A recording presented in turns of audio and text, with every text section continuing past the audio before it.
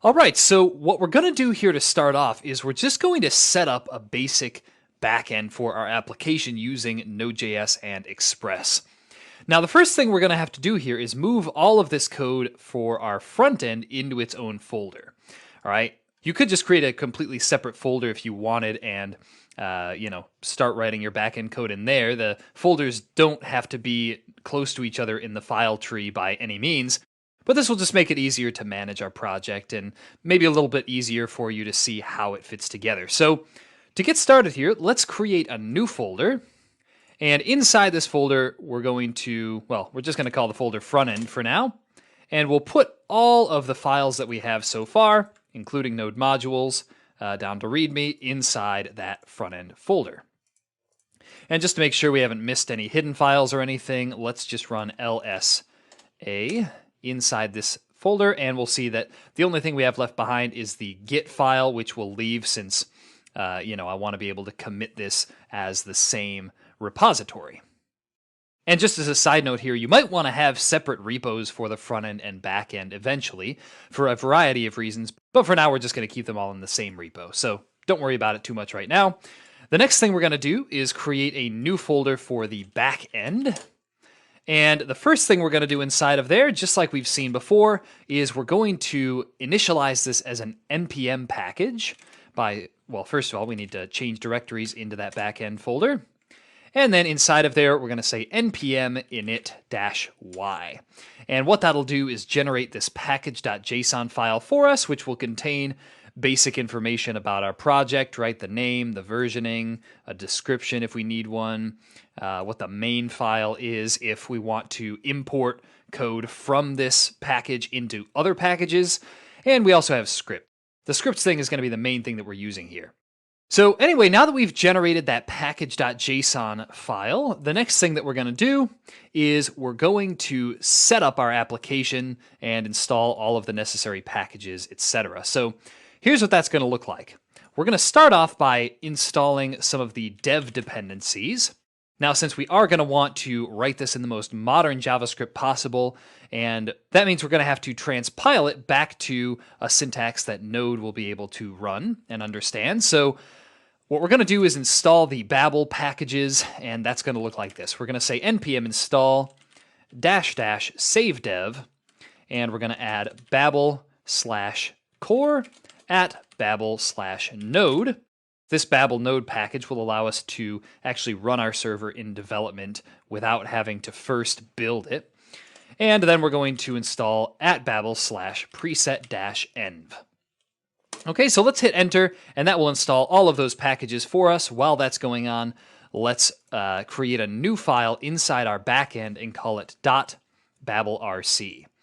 All right, here we go, new file, .babelrc. And this is going to contain the settings that Babel will look at when transpiling our code from the most modern JavaScript possible to older JavaScript code. For now, all we're going to need is presets, and we're going to say at babel/preset-env, and that's all we need to do. We can close that file, and assuming that everything has installed now, we should be able to run our code. However, we currently have no code. Now, before we get too far ahead, what I want to do here is create a gitignore file so that we don't end up committing our node modules by accident. I do that every now and then, and it's just kind of annoying to get rid of them. So we're going to add node modules to this gitignore file, and that will make sure that those aren't committed. Okay, so next, we're going to create a new folder inside our backend called source, and this will contain all of the code for our application. So what we're going to do inside of here is create a new file, which we'll call server.js, and that is going to be where we write our server code. But for now, just to make sure that we have everything set up correctly with Babel, let's just try logging something out to the console. We'll just say console.log. It works. There we go. And we'll include some kind of export syntax just to make sure that the Babel stuff is actually running it. So we'll say export const, and we'll just say x equals 5, or x equals 4 rather. All right, so let's try and run this now. We should be able to run this by saying npx babel-node, and then the path to our server.js file. So source/server.js.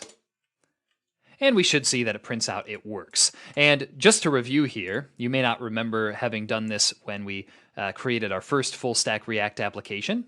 In fact, you might not even have watched that video, so I'll show you anyway.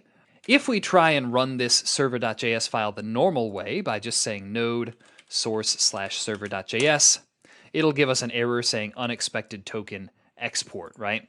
So in order to use the import and export syntax without fiddling with some settings which affect some other things in a Node project, we can just use Babel to basically convert those into something that Node.js likes to execute. Okay, so everything is working so far. The next thing we're going to do is install some of the more important packages for our server. The most important one that we're going to need to install now is Express. So let's just install that here. And essentially what setting up an Express server is going to look like, you may remember this from earlier, we're just going to say import Express from Express. And we're going to say const app equals Express called as a function. That'll create a new Express server for us. And to make that server listen, we just say app.listen, and we tell it what port to listen on. So we'll say 8080, and for the callback here, we're just going to say console.log server is listening on port 8080. Okay, and that is our server. We should be able to run it now by saying npx babel-node source/server.js and hit enter. And we should see server is listening on port 8080 logged out to the console. Now, another piece of setup that I almost always perform when setting up a basic backend application with Node and Express is adding node daemon, which, as you may recall if you watch this video, takes care of automatically restarting our server whenever we make changes to it. Because right now, we have to do that manually in order to see any changes take effect. So in order to add node daemon to our project, we're going to say npm install -- save dev, right? It is a development dependency. We don't want it included in our production bundle when we actually deploy our server. And we're going to install the node daemon package. Okay, so the way that we're going to use the node daemon package is the way that we've used it before. What we're going to do is add a dev script to our package.json file of our backend that will basically run the rather lengthy node daemon command for us. It's not that bad, but it is a little bit difficult to remember if you're just getting started. So the command that we're going to want to run here is node daemon --exec. And the command that we're going to be executing with node daemon is babel-node, and then the path to our server file.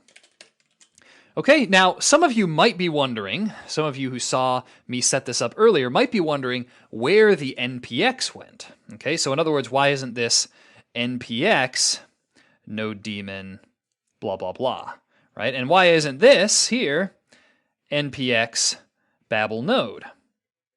Well, the reason for that is when we include a command inside a script in our package.json, Node.js will automatically perform the same functionality that npx does. This is a little bit different when we're in the terminal, because in the terminal we could be running any kind of command, right? It's not necessarily a command that's local to our project, whereas when we run one of these, we know that it's local to our project. Okay, so that should take care of running node daemon for us, and we can see that, in fact, if we run npm run dev as a command now, right? That's how we run this new dev script we created. And sure enough, we'll see the node daemon stuff logged out, as well as server is listening on port 8080.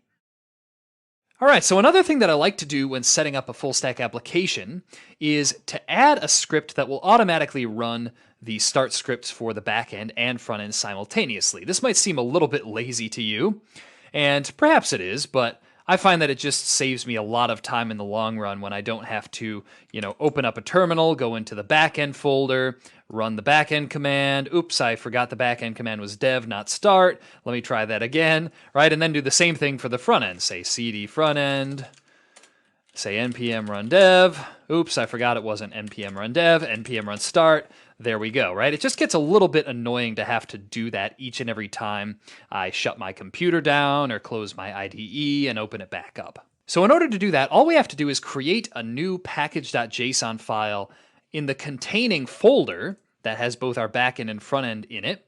And to do that, we can just open up a new terminal. And if we say npm init-y, that will generate that for us. And we're probably going to want to change the name of this. Or in fact, we'll want to change the name inside our package.json of our front end from notes app to something else, right? That can cause some weird conflicts if we have two packages of the same name, one inside the other. So we're going to change this name here to front end, and that should be all we need to do there. So what we can do now is inside our notes app directory, right, which is the containing directory of backend and frontend now, we have a package JSON, so we can actually add a script called start or dev or whatever you want to call it, which will actually run the scripts automatically for both the front end and back end subdirectories. All right, well, the first thing that we're going to have to do here is, since both the commands for running the front end and the back end are a long-running process, right? Basically, they'll just continue running. It's not a script that runs and then finishes. We're going to need to install a package called concurrently. Now, there are different ways to do this, but concurrently is just the easiest one I've found. So let's say npm install -- save dev concurrently. And we're installing this, make sure, inside the notes app directory, not the front end or back end directory. And if we hit enter now, that will install that package. And then we give it two long-running commands that it can run at the same time. All right, now you can have more than two. You can have 3 or 4 or 5, right? If you have, let's say, some microservices or something in your application as well that you want to run at the same time, you can do that as well with concurrently. But for now, what we're going to do, in single quotes here, we're going to run npm run start.